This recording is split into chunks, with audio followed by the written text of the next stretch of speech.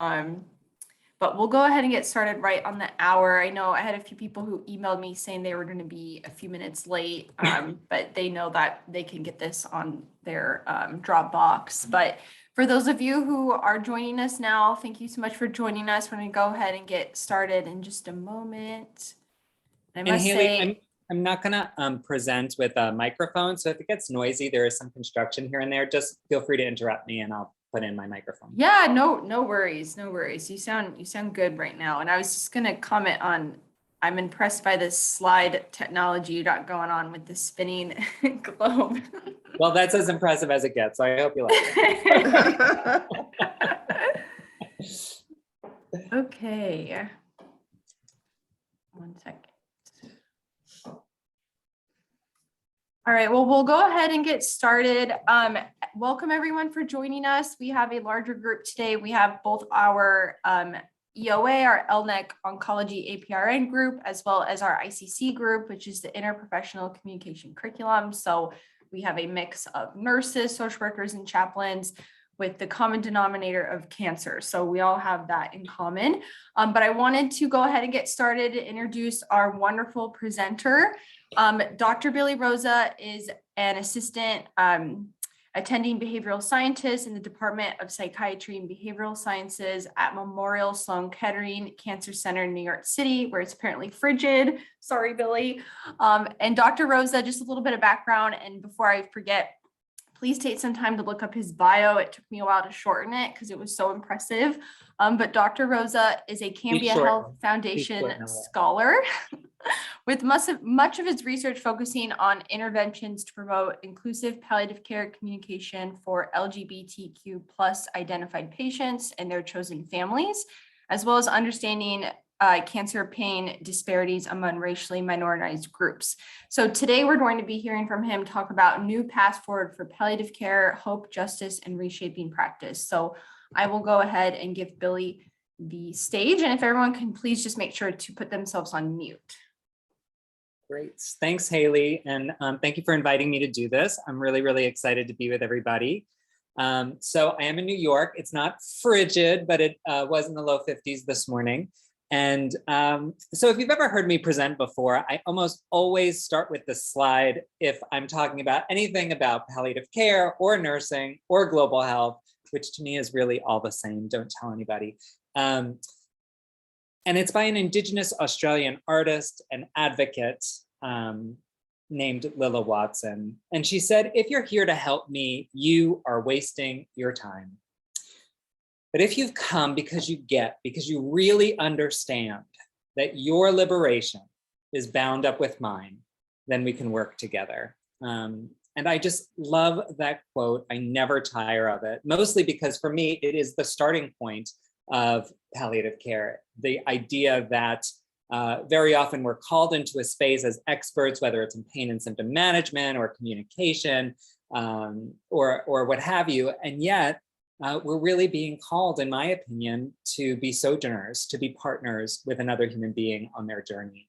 And there is nothing more gratifying to me than tapping into that sense of shared humanity between myself and a patient and their family and community.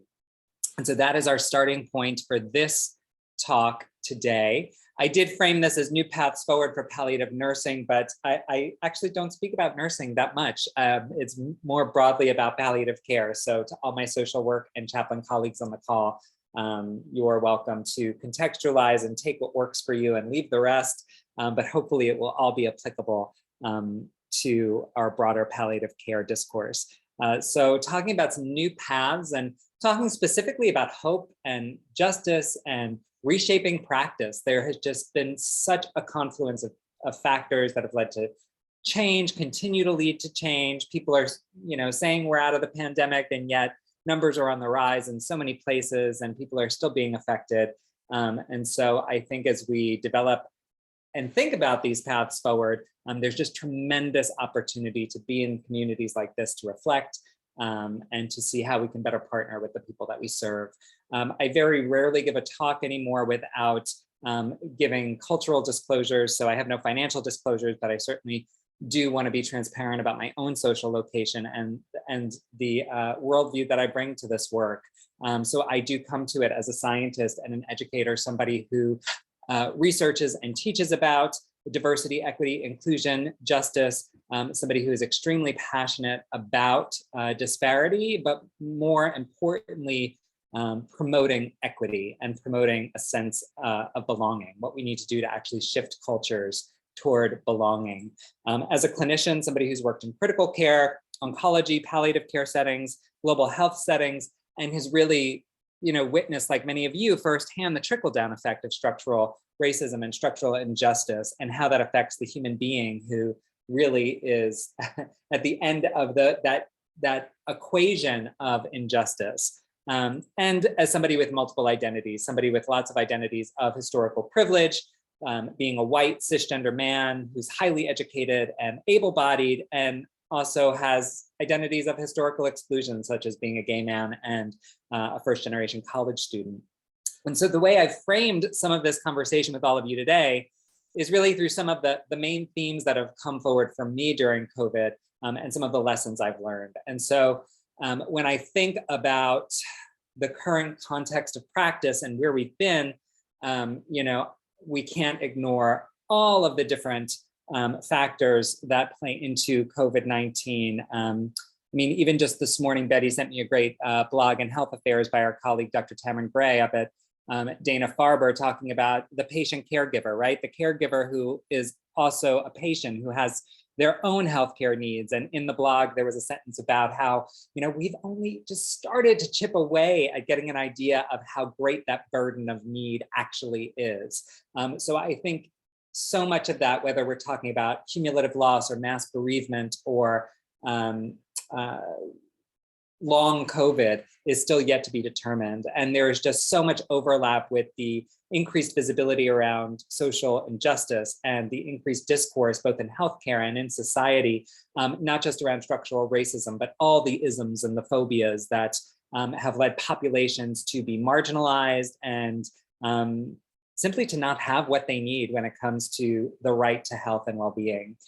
Tremendous workforce suffering, no matter what profession you are. Some great work by Lori Weiner talking about moral distress in social workers, in pediatric palliative care teams, lots going on in the nursing field around moral distress, moral injury, as well as burnout, that has been, again, not caused by COVID, but certainly exacerbated and unveiled by it. And then all of these professional constraints. And I think, because I know there's social workers and chaplains on this call, I think that these three professions, nursing, social work, and chaplaincy, can really share the experience of what it feels like to be constrained in our scope of practice and in our level of education, to not be encouraged and supported and practicing to the full scope of our know-how, and to be hemmed in at times from making the full potential of contribution to the people that we serve. And yet in the center of all of this, I think there's not only possibility, but hope. And I think that possibility and hope of how we reshape practice and how we move forward is really going to stem from all of these, let's say, quote, negative experiences that have really been highlighted the past 2 years. So again, the focus is on the possibility and hope that can emerge from all of this. And for me, the lessons that I have been reflecting a lot about have been on first acknowledging and countering distress, but really making space for distress, like telling the truth of what's here, right? Just making room for it so that we can actually process it and digest it and reshape something meaningful out of it. To really, again, foster environments of belonging. So beyond the JEDI initiatives that so many of us are involved with, the justice, equity, diversity, inclusion, what does it mean to really foster environments of belonging? To align ourselves with something bigger than ourselves. And so aligning ourselves with global efforts, to me, is so important. And I said at the beginning, global health, palliative care, nursing, it's all the same to me. And it really is. But to me, the idea of global health and what's going on in the global space continually on a daily basis connects me to something much bigger than myself and then my direct scope of practice and what I perceive as my direct impact. And then finally, to keep track of yourself in the work, right? I think increasingly in the past 2 years, it's become so important to me to really every day see myself in the work that I'm doing, to reconnect with my vision and what I identify as my authentic purpose for doing this work. And we can get lost in the grants and the writing and the practice and the academic obligations, and yet the gift of getting still every day and really keeping track of myself has been my saving grace during these past 2 years. So I want to start with this whole idea of acknowledging and making space for distress. And this does not have to be a sad conversation, which I think is really interesting. You know, I was sharing yesterday with, I was giving a very similar presentation yesterday, and I shared that somebody recently asked me to speak about joy in work, and I actually declined the invitation because it didn't feel like an authentic reflection of what I'm seeing, hearing, and experiencing in so much of the professional forums that I'm a part of. And so I think before I can speak about joy, which is like 10 steps up the energetic ladder from where I think things are now, I think we first just need to sit with what's here, hold space for all of it, the positives, the hard stuff. And this distress may be experienced as sadness, as anxiety, as worry, as grief, as PTSD. There's so many different levels of it, and it's so individual and so contextual. And so I invite you to just reflect on this painting for a minute by Van Gogh, Worn Out from 1882. And I'm going to read you a poem from Mary Oliver, an excerpt from this poem, as you look at that painting. And so Mary Oliver writes, our neighbor, tall and blonde and vigorous, the mother of many children, is sick. We did not know she was sick, but she has come to the fence, walking like a woman who is balancing a sword inside of her body. And besides that, her long hair is gone. It's short, suddenly gray. I don't recognize her. It even occurs to me that it might be her mother, but it is her own laughter-edged voice. We've heard it for years over the hedges. Her children all smile. Their father smiles too. A carpenter is hired, a roof repaired, a porch rebuilt. Everything that can be fixed. June, July, August. Every day we hear their laughter. I think of the painting by Van Gogh, the man in the chair. Everything wrong and nowhere to go. His hands over his eyes. And again, as I speak to nurses, as I speak to palliative care colleagues around the country, this is a consistent narrative. The burden of the system that doesn't seem to be changing fast enough for us to really do the kind of work, to really fulfill the purpose that so many of us were called to do. And we see headings, we continue to see headlines in the media like this, I can't turn my brain off. And one of the questions that I've gotten a lot is, yeah, but is it okay to share my stories of distress? And I would say, not only is it okay, but if we're gonna get to the other side of this with the kind of health and well-being in the workforce that we actually wanna see, I don't think it's just okay, I think it's necessary. But I think there's two caveats to that.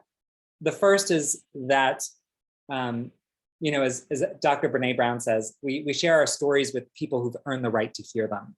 And so we don't just want to be just clumsily and you know, overly generously just sharing our stories of distress. We need safe containers to do that. And so if those safe containers do not exist in your service or among your team or in your institution, then create them.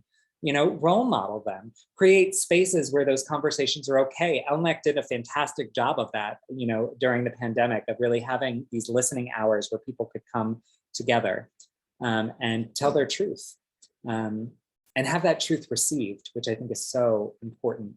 But the second part to it is that when we stand up and tell our story, and this is something that I've really learned over the last 2 years, when we share our authentic experiences, we automatically give permission to other people to share theirs. And there's something beautiful that can happen in community, real healing that can take place when we have the courage to step forward in those safe spaces to share that story. And so a lot of us have been thinking about, talking about this concept of moral distress. And you may have heard a whole bunch of different words used: moral injury, moral residue, moral suffering, moral resilience. Cinda Rushton at Hopkins has done some incredible work around resilience. But really, this idea of moral distress is the impossibility of taking the right action when confronted with some moral dilemma. And it was first identified by Andrew Jameson in the 1980s as a way of describing the experiences that nurses were having when they felt they could not take the ethically correct action in their practice, usually due to some kind of institutional constraint. And these nurses were experiencing this moral distress that evolved over time into something more debilitating, and also intersected with systems level factors that were causing burnout for the broader workforce, and really endangering the well-being of the workforce. And so this is a journey. There's nothing about palliative care or social work or nursing or chaplaincy that's inherently morally distressing. And yet what we see in moral distress is that there is some ethical dilemma that confronts our moral compass. And then there is this emotional response to that, right? The inability to take correct action. There is some affront to our moral integrity. And typically there is an initial stage, an initial distress that occurs at the time of the problem, and over time, a reactive distress. And that reactive distress accumulates over time and can leave what's called a moral residue. And ultimately, that has the potential to lead to moral injury, which is a transgression or an undercutting of our moral fibers, really at the center of how we identify ourselves. And I put this last step on the journey with a question mark, with this lovely person doing a warrior two pose, because I think resilience and self-care have all become quite triggering to a lot of people during this, because the problem with thinking about resilience is that it places the burden of well-being on the shoulders of health workers who are already overwhelmed and working in broken systems. But when we think about moral resilience, steps we can take to really abide by our own moral compass and make sure that our work environments reflect a shared moral value, that's something a little different. And I'll share a little bit more about that in a few minutes. In my own research, I've been hearing about this distress. Recently, I just finished a qualitative study where we looked and heard about the experiences of the supportive care service at MSK. We listened to 11 participants across 6 disciplines: social work, chaplaincy, pharmacy, nurse practitioners, PAs, and physicians. And really, we wanted to know about their experiences in delivering telepalliative care for inpatients during the first COVID surge in New York in the spring of 2020. And that was a 10-week period that was really a rapid transition to primarily telephonic, but telehealth care. And the participants in the study had to have at least 1 year of palliative care experience before that telehealth transition. And all these interviews took place on Zoom, and we used an applied thematic text analysis approach to look at the data. And interestingly, my own positionality in this work was that, I had personal and professional relationships with these participants, which did definitely integrate some bias, and yet allowed me to have dialogue with them that was open, honest, and really, really transparent in a way that I think potentially another researcher might not have had access to. And so some of the themes that came from that research were comment on a number of the telehealth barriers that impacted the intimacy and the quality of palliative care, the impact on the quality of relationships, mostly negative, some positive, but relationships with patients, with family caregivers, and with primary oncology teams. And then also changes in perceived self-efficacy, where the participants really felt that they could not live up to the ethical obligation that they had to fulfill their role as palliative care specialists. And then all of these factors that informed quite a traumatizing experience of distress. And this model emerged from our data where this distress really happened at the intersection of competing loyalties, not only to the institution, but also to patients, and where resentment and distrust was growing over time with healthcare leadership and kind of systems changes that they felt they were unable to make a difference with. And also feelings of disempowerment. So guilt in providing what they perceived as subpar care and support, their own decisional regret, making high stakes clinical decisions, using telehealth care when they couldn't get a feel for the in-person dynamics that were occurring. And some of them felt that they had a loss of identity as a provider, as a clinician. One person said that the whole experience took away and stripped a part of themselves.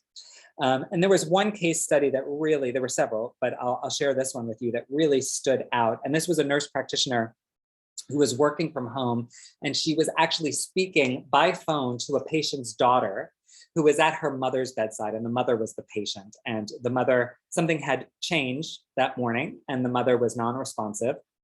And again, this nurse practitioner is in her apartment in downtown New York City, speaking to the patient's daughter who's at the bedside at Sloan Kettering, uptown. And so the nurse practitioner told me, I had to ask the patient's daughter, look to see if your mom is breathing. And she wasn't. To have the daughter realize her mother had died in that moment, and for me to be working from home, it was like there's nothing I can do, which is really disempowering as a provider. It's like I'm not doing my job. And then you're processing it in this space where your life is surrounding you at home. And yeah, work is a part of my life, but it's not in my home. And that's purposefully why I don't want a work from home job. And so there's no place to go, right? You're stuck with the feeling that you didn't do a good job, and then somebody died in your home, and it's your space, and I can never leave. And my partner's here because we're all home, and sharing that part of my job isn't something that I do because I don't want to live with that all the time. And so I think when I really reflect on moral distress, and I really reflect on the experiences of so many of my colleagues. And again, there were, only 11 participants in that study, but 6 disciplines included in the data, and all were experiencing some level of what I would characterize as trauma. I think an incredible first step is to really just acknowledge that it's happening. Josh Mance, who's a war veteran, he has an incredible TED Talk that you can Google, by the way. He says there's one central truth that has never changed, and that I truly believe never will, that the only force of nature powerful enough to overcome the moral injuries that are inherent to traumatic experiences is a strong sense of community and human connection. And I think that that is a truth that we know as palliative care providers, and yet we need to be doing it for each other. Colleagues and I in 2020 came together, and we had written about a blueprint to address burnout and moral suffering in healthcare, specifically aimed at nursing. And then in 2021, we were asked to expand it and make institutional and national level recommendations. And so we partnered with burnout experts and moral injury experts from University of Pennsylvania and Columbia and Hopkins to really provide these recommendations. And what I want to emphasize here is that we really called for a both-end approach, right? We can't it's not an either or thing where nurses are responsible for their own self-care and resilience, or systems are accountable for creating environments that are conducive to well-being. It really is a both and. And so we talked about expanding our concept of well-being to include moral well-being.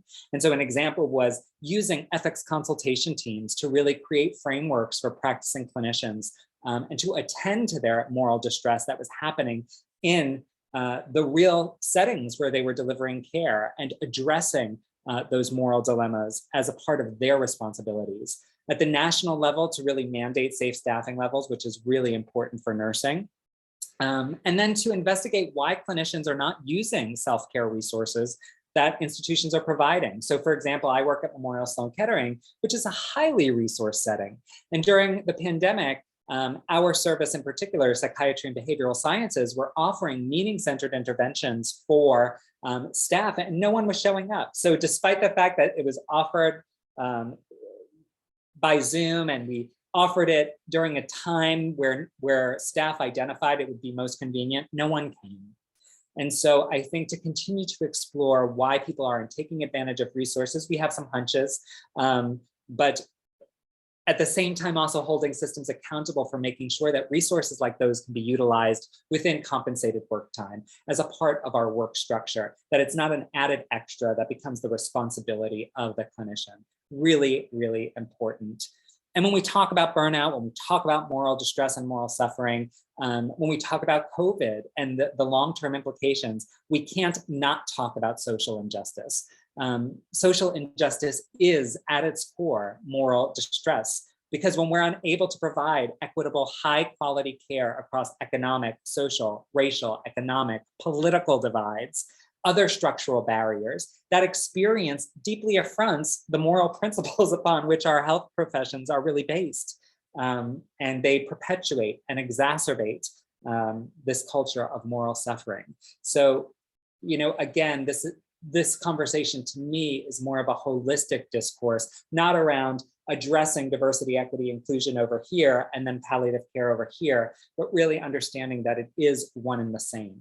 That when we're unable to do our jobs because of the structural barriers that just exist, that our systems have stemmed out from, it creates this culture of moral suffering. I heard a wonderful speaker at the American Academy of Nursing last fall, and she was a colonel. Betty, you might remember. She was a colonel in the Army, but she used the example of August 1619, and she said, so when we have to think about structural racism that has transformed or informed systemic racism, she said you have to think of August 1619, Jamestown, Virginia, the first ship of enslaved African docks, right, in the port.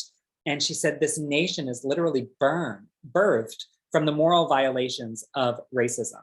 And so policies and systems in healthcare emerged from that. Who was there that day watching these Africans come off the ship? Well, it wasn't just the enslavers, it was doctors and nurses and farmers and bankers and everyday people in the marketplace creating rationale to say that this dehumanizing act was okay. And out of that, a nation birthed and created systems that stemmed from that. And those are the systems that we work in today. And those are the systems that we deliver palliative care within. And so it's inherent to the conversations that we have. And so as we talk about justice, equity, diversity, inclusion, I think one of the elements of it that is really important to me and is often left out is belonging. How do we foster environments of belonging where people not only feel safe and respected, but they feel wanted, and they feel like they can be their most authentic selves, which means not a watered down version of making other people comfortable, right? And so many of you have probably heard this quote by Verna Myers: diversity is being invited to the party, inclusion is being asked to dance, belonging is being able to dance like no one is watching. And I heard an adaptation that I read a few months ago that I really liked. Belonging is being able to dance like no one is watching, but it's also having input on the playlist and feeling free to ask anyone you want to dance with you. And I think that's a really, really intelligent addition to that quote. And so many of you have seen these images. I like this image in particular because the colors of the characters are not human colors, right? They're fictional. As somebody just brought up, Dr. Cardi Smith from Mount Sinai, always seems that in a lot of these images, the person with the brown skin is always the shortest and the most disadvantaged. And so I like this version of the cartoon.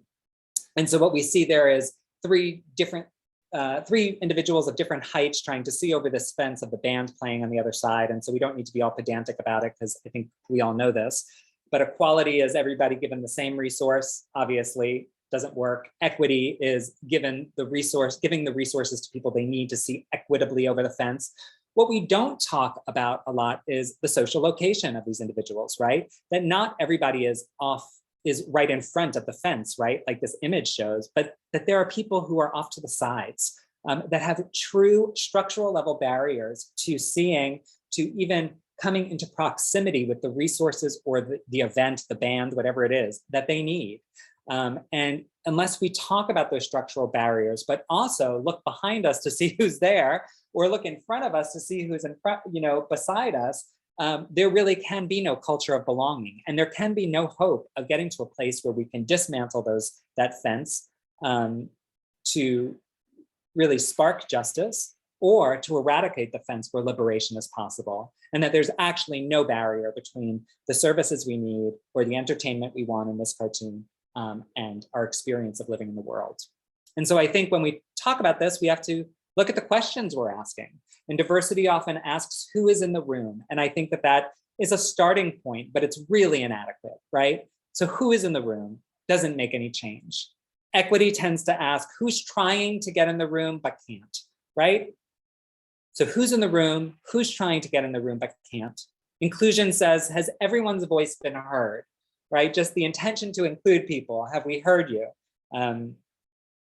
Okay, one step closer. Justice says, and what is preventing us from doing so, right? What is that fence actually made of? What are the barriers? But I think this is the power, when we think about belonging and what belonging is asking us to inquire about. I think this is where narrative and community and storytelling is particularly powerful. One of the things we did in recent months, December, right before Christmas and the New Year, I celebrate Christmas, excuse me, so the holidays and the New Year. But we did this fireside chat where we really sought to create an LGBTQ inclusive environment in healthcare.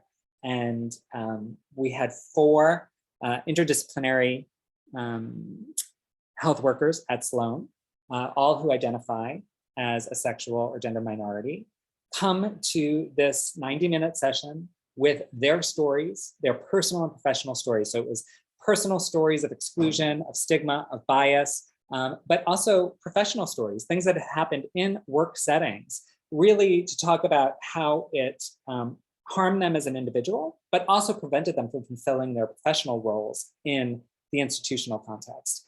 And this fireside chat was unbelievably powerful. And the goal was really to give the attendees concrete takeaways that they could use when they brush shoulders with people every day who may identify as LGBTQ, and ways we could really foster this environment of belonging in real, pragmatic ways. And so I want to talk about belonging just for a second. This was from a blog I had written for eHospice. And I'll just ask you these questions. So what comes to mind when you think of being nourished? Perhaps it's a memory of sharing a meal with loved ones or sipping a cup of tea with a close friend. Maybe it's being sick as a child and having a caregiver offer a blanket and a comforting touch. It may have been the glimpse of a smile offered by a stranger in passing earlier today. So the details of the experience itself are far less relevant than the felt sense of what you remember here and now. But during that exchange of laughter, tears, or whatever else may have arisen, there was likely a mutual experience of feeling seen, feeling heard, and an awareness of, I belong here. Few moments can substitute the nourishment, the safety, and the stability that accompanies the essence of confident belonging. So next, bring to mind a memory of not belonging, one in which you felt insecure, unsafe, or had a sense of uneasiness as a response to your environment or to the people around you. It's quite possible you felt out of sorts, anxious. Maybe you were worried about how you might be treated or received. To not belong is to be overlooked and silenced. To not belong is to suffer in fearful isolation. And on an existential level, to not belong may be akin to dying a death of rejection again and again. So, oh, to belong, how easy it is to take this for granted, and how easy it can be to nourish it for a fellow human being. And it's here in that sacred encounter with the people we serve, with our colleagues in communities like this, that we are invited to nourish belonging. And for me, when I say that palliative care and nursing and global health are all the same, it's because I think that the whole essence of belonging is at the heart of what we're being called to do, to alleviate suffering, to nourish well-being, through a sense of belonging, of that shared humanity, that quote that I started this talk with. And so one of the most powerful things I think that we can do is to align ourselves with global efforts. And when I say this, I don't mean that it has to be something that's happening out there. So I'm going to share some examples of things that are happening, quote, out there, right? But global health is not about something that's happening in Uganda. It's not about something that's happening in India. It's about the world outside our windows, outside our doors. Local is global. I think it's about understanding that the actions we take in very local ways, at very individual, what we see as individual levels has global impact. When we care for a patient, we are caring for a family, we're caring for a network, we're caring for, in New York, a city block sometimes, we're caring for a community. We are informing how people will see healthcare, understand healthcare, and be able to access it and ask for the things that they need. Dr. Paul Farmer, he's a social justice advocate and a global health pioneer. He recently passed away, and he said, if healthcare is a human right, who is considered human enough to have that right? And I think when we apply that question to palliative care, we can ask, who is considered human enough to have their suffering relieved? Who's considered human enough to have their death dignified? And I think these are some of the questions that working in the global space helped me to reflect on. Years ago, I lived in Rwanda in East Africa as part of a healthcare capacity building initiative. And during orientation, there was the then dean of the School of Medicine. And during our orientation, he said, you know, many of you have come here to Rwanda because you think you're here to teach us how to fish. And he said, the truth is that we've been fishing for some time. And so the invitation is not to teach us how to fish, but to get into the boat with us and to see how we fish and to learn how we fish and to share how you fish. And maybe by the end of our time together, we'll come up with a new way of fishing that can really feed the world. And that has stuck with me again and again. When I care for a person, when I care for a family, when I care for a community, the invitation is to get into the boat, to see what their experience is, to share what I know about my experience, and to really come up with some kind of mutually designed, mutually co-created approach to helping, right? To making things easier, better, maybe an opportunity to create some healing. So when we do think about global palliative care and we think about the global space, it is helpful to have a little data. And so this is from the Worldwide Hospice Palliative Care Association. And so in their second edition of the Global Atlas of Palliative Care, they emphasize that almost 57 million patients and families need palliative care around the world every year. So we know this is an underestimation. We're working with new data that we're about to publish within the next few months. And it shows that actually it's 68 million and above based on the best available data. But only 12% of the global palliative care need is actually being met. So if you think about 68 million people every year, and only 12% of that need is being met. About 2/3 of countries have little to no provision of palliative care, and yet the vast majority of need in adult populations is in low and middle income countries, right? So the poorest people have the least resources. And over 80% of countries have low to no access to opioids for pain relief and shortness of breath at the end of life. And so this is relevant to the Lancet Commission on Global Access to Palliative Care and Pain Relief, who really used opioids as a tracer for access to palliative care provision. And so when you talk about over 80% who have no access to the gold standard for treating moderate to severe pain, and dyspnea at the end of life. And the burden of serious health-related suffering is expected to increase nearly 90% over the next 4 decades, disproportionately impacting people over the age of 70, those living in low-income countries, and those with cancer. And so this was one of the maps that emerged from the Lancet Commission. And I love this map because what they did was, in using those opioids as a tracer for palliative care access, they changed the size of countries based on their actual annual distributed opioid morphine equivalent, the amount of opioid that countries saw every year. And so you'll see an engorged Canada, USA, Australia, but basically the rest of the map is virtually absent. And what they found is that 50% of the world's poorest populations live in countries that receive only 1% of opioid analgesics worldwide, right? 50% of the world's poorest populations live in countries that receive only 1% of opioid analgesics. Meanwhile, the richest 10% of the world's population live in countries that receive really nearly 90% of opioid pain relief medications. So when we look at the US, we exceed our annual estimated need in terms of distribution by over 3,000%, compared to Haiti, which is the poorest country in the Western Hemisphere, who receives less than 1% of its annual need. And so what you see there is 5.3 milligrams per patient in need each year, who's in need of palliative care. And then you see just whole continents, South America, Africa, East Asia, just off the map, gone. And what's really important in this map is that this is about distribution. So this isn't even about what patients actually see at the individual level. This is just what's distributed within countries and to countries. And I think as palliative care clinician, it's really, really important that this data is so relevant. This data is critically important. The Lancet Commission broke ground by being able to quantify this type of information, and yet we mustn't lose sight of the very human experience and how this translates to suffering. And so the quote I'm about to read you is from a testimony by Dr. Raja Gopal, who's known as the father of palliative care in India.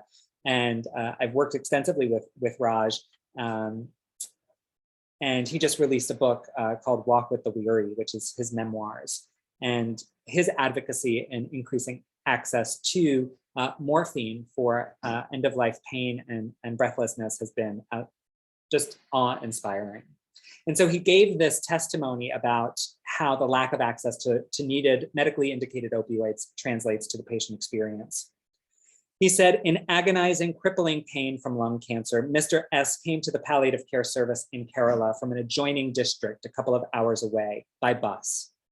His body language revealed the depth of his suffering. We put Mr. S on morphine, among other things.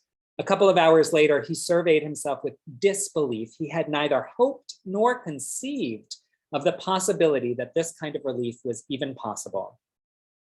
Mr. S returned the next month, and yet common tragedy befell the patient and the caregivers in the form of a morphine stockout. Mr. S told us with outward calm, I shall come again next Wednesday. I will bring a piece of rope with me. If the tablets are still not here, I'm going to hang myself from that tree. He pointed to the window, and I believed he meant what he said. And so around the world, Human Rights Watch has been talking about this unbearable burden of pain, the disparities that exist across nations. In Ukraine, they talked to a patient with cancer who had severe pain. And in describing a failed suicide attempt, they said, I wanted to fall head down and be dead right away so it wouldn't hurt anymore. And so what we know is that from the Lancet Commission report, there's about 500,000 people in Ukraine every year who need palliative care. There are only 9 hospices with about 650 beds. And yet 1/3 of Ukraine's population, which is about 46 million people, live in rural areas where access to opioids and palliative care services are incredibly strained. And this was before the war, the current war that's happening. They did stories in Morocco. Pain tears me apart, talking about a young college student who had overwhelming abdominal pain. Took him months to raise the money to travel to the city, the country's capital, which was 200 kilometers away, to seek the care he needed. By that time, he had stage 4 colon cancer. But his access to that care and palliative care and the needed opioids allowed him to sleep and live out the rest of his life in some kind of relative comfort. Colleagues in Liberia that I want to share are just doing incredible work. So these are nurses who work for Partners in Health, which is a social justice organization working in 11 countries around the world. And several years ago, Julius Kapoa there on the right in Maryland County, which is a very rural county of Southwest Liberia, saw that there was an incredible amount of patients, incredible number of patients, being discharged from hospital with unmanaged symptoms. And there was no clear channel for opioids, for other analgesic treatments, and there was no palliative care support. And so without any formal training, he started a palliative care service with the nurses on this boat. We were in contact, and after months of planning, we talked about their service goals and what would be the best approach. And so with Betty's support and LNEC support, we were able to adapt the LNEC curriculum to the Liberian context, and we went and we did an intensive training with these nurses, who were then able to actually fan out and continue to train other nurses in local hospitals and in communities. And my collaboration with them continues over the last 3 years. And actually, they just were awarded an impact grant to go into the community to learn through qualitative interviews the experiences of patients who've been receiving palliative care from them, and to better understand how their psychosocial and physical distress has actually been mitigated. And yet I started this section by saying, aligning yourself with global health efforts means that it's not about just something that's happening out there. And I think I really want to emphasize that point, because even right here in the US, we've been watching how patients who have extreme pain are deeply, deeply harmed by the lurch that so many are in when it comes to prescribing guidelines and pain management and cancer pain management. So Human Rights Watch did a report back in 2018 on the US, interviewing over 80 patients with non-cancer chronic pain, who talked about the opioid deserts, the lack of insurance reimbursement, and how much suffering they were actually living with on a day-to-day basis, these unintended but serious harms. And even in the cancer realm, which we work in, Andrea Enzinger from Dana-Farber published a study a few months ago looking at over a 10-year period how cancer decedents, patients who died of cancer, their opioid prescribing for moderate to severe symptomatology had decreased substantially and consistently over 10 years. I believe it was 2005 to 2015. It might have been 2007 to 2017, actually. But along with that, there was a statistically significant increase in pain-related ED admissions, pain-related hospitalizations, and undertreated symptoms. And so colleagues and I had written this letter to the editor talking about how the US cancer pain crisis and US policy around opioids is leaving the rest of the world really in this epistemic lurch around pain policy and the best possible guidelines to manage pain, which, if you think of that map, right, the US advocacy in the global space that's really talking about continuing to restrict opioid access is further marginalizing those poor countries around the world. And when we think about humanitarian crises and war, these are settings where these issues just get worse and worse. So we recently wrote in The Lancet about the value of alleviating suffering and dignifying death in war and humanitarian crises. And we talked about, again, before the war, the access to opioids for palliative care in both the Ukraine and the Russian Federation, but also in all these countries that receive far less press coverage than Ukraine, poor countries around the world who were already disadvantaged in this perspective. And yet we're not even speaking about the genocides and conflicts that are going on in their nations. And so this is an awful slide, I apologize. But what we really emphasized was some of the work of the Lancet Commission on the Value of Death, and really identifying war and violence as a social determinant of dying and death and grief, and really calling for more truth-telling around how people are dying, how people are grieving, the community supports or the lack of community supports that really exist for surviving caregivers, and really to increase death literacy and the global collective action toward social equity and freedom and the right to a sacred dying and death. Right? And so even though we were talking about global implications and our author team reflected a global stance, these are things that matter to us no matter where we work, no matter where we are. One of the ways I really support people in aligning with global efforts is to see how you can bring together global perspectives in the work that you do. At Sloan, a few years ago, I was able to start this annual conference. We're now getting ready to celebrate our third annual conference in October. We've been able to attract over 260 registrants from at least 15 countries each year. And it's based on the Worldwide Hospice Palliative Care Day Alliance, their annual Palliative Care Day. And we align the conference to the themes. This year, I think we have something like 36 speakers. Dr. Harvey Chachanoff will be giving the opening keynote. Dr. Kim Persine from Emory will be giving the closing keynote. But we have topics ranging from rural palliative care and prison palliative care to medical aid in dying. And again, really bringing together these global perspectives to understand that what we do locally has global implications and what's happening globally has local impact. Another initiative that we've taken is in collaboration with the University of Miami and the International Association for Hospice and Palliative Care. We've created this global palliative care and pain relief research hub, and we'll be publishing an update paper to the Lancet Commission work by this fall. And we use this hub and this webinar series to really invite health systems leaders and policy leaders from around the world with palliative care researchers to talk about what's happening at the systems level and what needs to change in our leadership, in our research investments, and in our clinical training and education to really expand access to palliative care.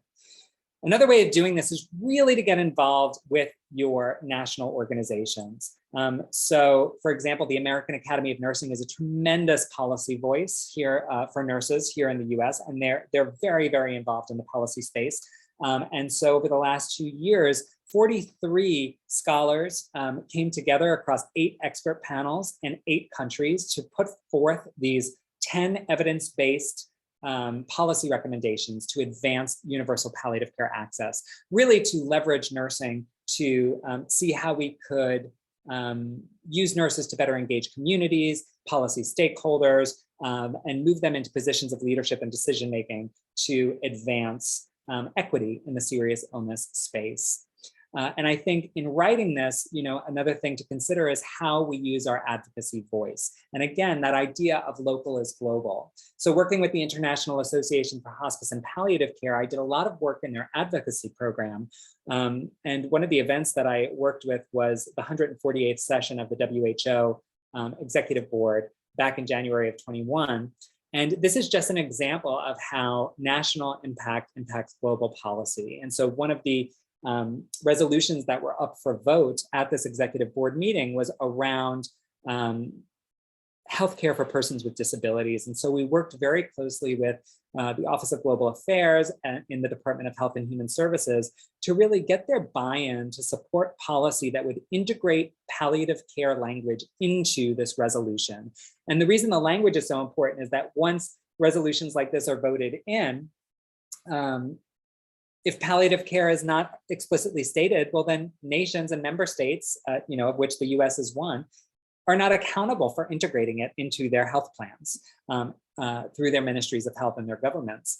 And so through our advocacy and through partnerships with other member states, we were actually able to get palliative care included in this resolution. And so this highest attainable standard of health for persons with disabilities includes the right to comprehensive preventive, promotive, curative, rehabilitative services, and palliative care, including psychosocial support. And so as I talk about all these things and all these things that we should do, we should be advocating, we should be writing, we should be educating, I think the most important thing, no matter what iteration of that is for you, is to keep track of yourself in the work, to make sure that what we're doing every day authentically aligns with who we are and our story and what's most important to us. And so I'm going to put a picture of an absolutely adorable boy on the slide. Super cute. I think he's 5 or 6 in that picture. And I'm going to read you an excerpt of my story and talk about how it ties into my work. So I was 6 years old the first time I asked, "Mom, what is a faggot?" And I can still see my mother's tears as the question landed. That was the moment my 6-year-old psyche began to understand what it meant to be the other. In that same year, the APA had declassified homosexuality as a mental disorder known as sexual orientation disturbance. I attended Catholic school throughout my childhood where messages of being a sinner and a pedophile were drilled into my worldview from the front of the classroom. while relentless bullying in the form of gang mentality, intimidation, verbal and physical assaults, and utter humiliation was an inescapable reality of my school-age life. It happened when, very sick and seeking care, I went to the doctor, and during the exam, he abruptly pulled away and said, "You gay?" He said my symptoms looked like HIV. He tested me, and for 48 hours, I spiraled into a tidal wave of fear. Yes, I was gay. No, I did not have HIV. His biases caused me unthinkable distress, instilling in me, a healthcare provider, a perpetual distrust of healthcare providers. And throughout my career, it's happened each time I see same-sex partners ignored at the bedside, expelled from decision-making, or dismissed by clinicians. And so although serious illness and death should be the great equalizers, many LGBTQ people and their chosen families continue to feel othered and rejected by a system that should ideally serve to heal and to nurture. And I share that story with the intention of creating a safe space for people to share their stories. But that story is just one of countless that crystallize what LGBTQ people actually confront in the health system. This was from Dr. Carrie Kandrian and some of her work, where a same-sex lesbian couple talked about their experience at the end of life, and they told the researchers, as Kathy got sicker, she noticed the nurse's demeanor becoming more negative when Esther disclosed that they were married, and therefore their sexual orientation. Kathy got anxious about how far this behavior would go and how it might influence the treatment and care they received. Kathy told Esther, "Don't say anything about being married anymore." Esther shared with the team, "That was really hard to hear because, she's dying. That hurt. It's like, okay, we're married, but you're dying and you can't say you're married." It's so important the healthcare team knows for being able to make decisions. It's important for Kathy, for me. Otherwise, you're just this person that's there and no one knows that's my battle that's going on. So when we think about the disparities that people encounter, the stigma and exclusion that literally renders them invisible because many health systems and providers don't assess for sexual orientation and gender identity. Up to 40% of LGBT people have not disclosed their sexual orientation to their physician. And although there's all of these unique care needs and clinicians consistently demonstrate subpar knowledge of these needs. And in the palliative care space, multiple barriers to accessing equitable quality palliative and hospice care, homophobia, transphobia, fear, worry, disenfranchised grief, in many places, government-sanctioned violence and bias. In one sample led by Gary Stein of 865 hospice professionals, over 40% directly observed discriminatory behaviors toward LGBTQ people. And so in my work of advancing family caregiver inclusion, it's about emphasizing that the burden currently of disclosure of identity falls on sick patients and scared caregivers. And so as we think about how we foster belonging, how we actualize those environments of justice and hope as we reshape practice, I think one of the most important things for me in this space is to continue to reflect on this boy's story and what's most important to him and his own healing in this work. For me, that's what gives my life meaning and my work meaning. And so as we start to wrap up, I'll just invite space to reflect for yourself on what brings you hope right now at the intersection of all these things that are happening in the world. How do you envision justice and what steps can you take at individual and team levels to actualize it? And ultimately, how do you want to reshape practice? As I mentioned, I gave this talk recently and people brought up joy. And so I also want to leave space and possibility for joy to come back into this work and back into this conversation.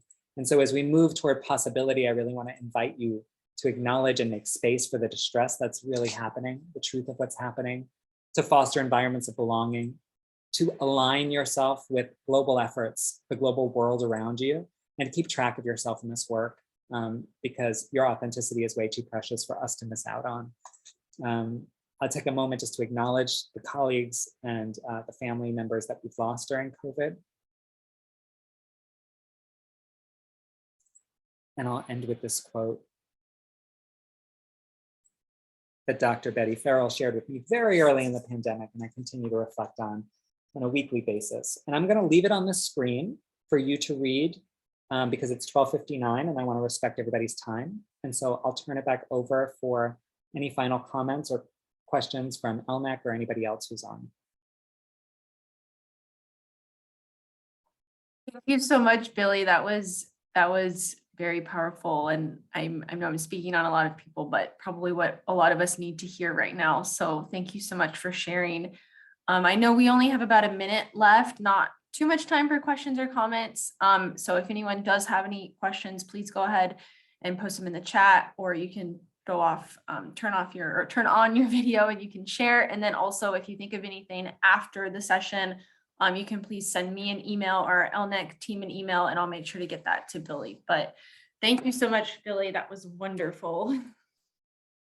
Thank you so much for having me. I wish everybody well. Anybody have anything? I'll put my email in the chat if anybody wants to reach out or say. Oh, I just want to thank you. What a great talk, and so much to think about. And in my community, we're waging a fight against people who would invade our school boards and ban books in our schools that have to do with race and LGBTQ themes. And it's there's a lot of fighting to do. Just say that. Yes. Right. Well, I wish everybody well, and hopefully all our social work and chaplaincy colleagues, along with our nursing colleagues, felt seen and heard and included. And I wish you all well. Thank you. Thank you, Billy. Thank you, everyone. And just as a reminder, this webinar recording will be posted on YouTube for our LNET folks, and then for ICC on the Dropbox. I can anticipate a lot of people going back to listening to it, so it will be available by today. But thank you so much, Billy, and we will see you tomorrow at 3 p.m. your time.